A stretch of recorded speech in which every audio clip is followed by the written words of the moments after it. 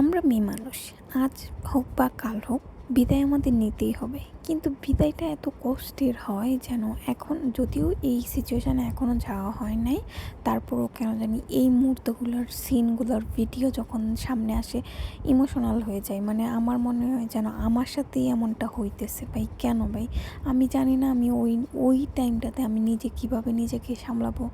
মানে নিজের আপন মানুষ যখন চোখের সামনে দেখবো হয়তো নিজেকে কন্ট্রোল করার মতো ধৈর্য দেখ সবাইকে, কিন্তু এত এত অসহায় লাগে এই ভিডিওগুলো দেখলে।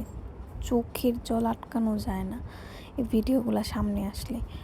এত মায়ার মানুষ, এত এত কাছের মানুষদেরকে ছেড়ে আরেকটা সংসারে যেতে হয়। সবার সাথে সম্পর্কটা অনেকটা দূরত্ব হয়ে যায় আর কি। আর বিশেষ করে বোন, ভাই, মা, বাবা ওদের জন্য তো এত খারাপ লাগে। আর যদি বোনের বাচ্চারা থাকে তাদের জন্য তো বলতেই হয় না।